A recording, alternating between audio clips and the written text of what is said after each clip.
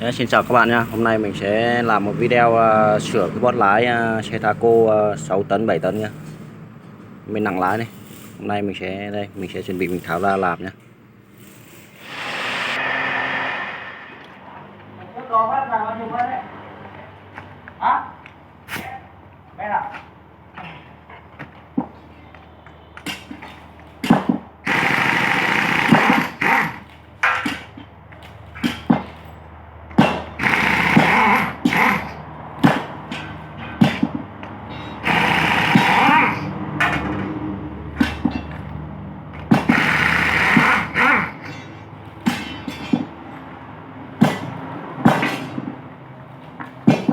Đấy, cái búa rồi nhé.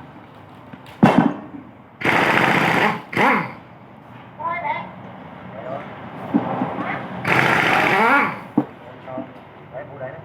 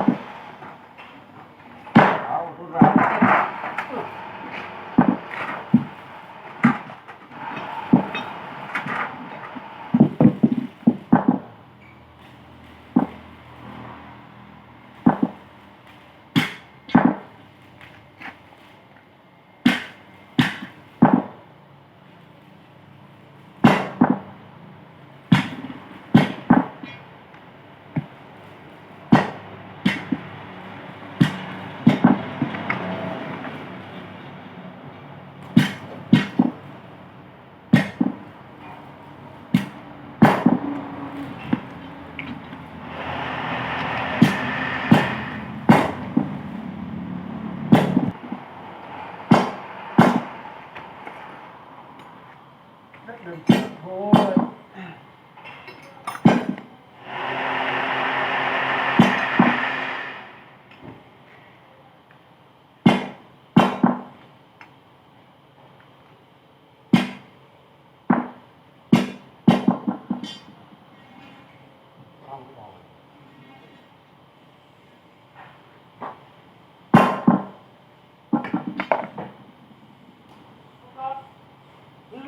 Hả?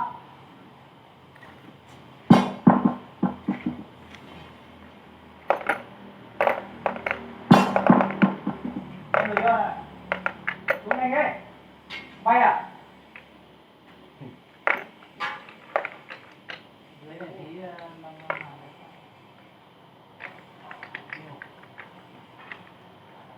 đáy á? Đáy được rồi, đáy luôn trên thùng xe cũng được cái đó. Đáy là cái góc đấy mà, đáy lúc xe hả? Nghe ở lúc mưa. Đấy ra cái phân này âm thì lót cái này lên.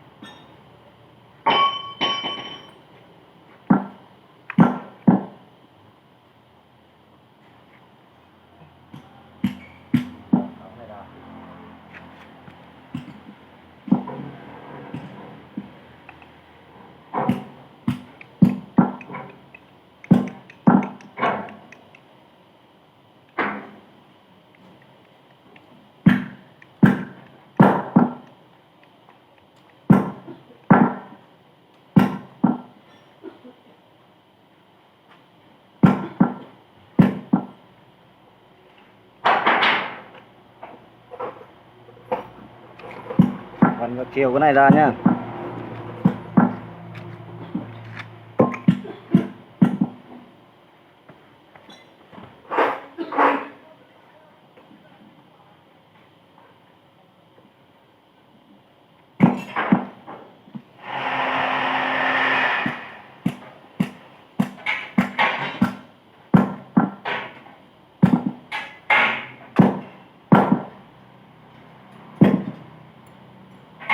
Xong kiểu đập tí nó nứt ra nét nữa. Mang kề bỏ nóng sáng hết đâu mà nó tích đâu.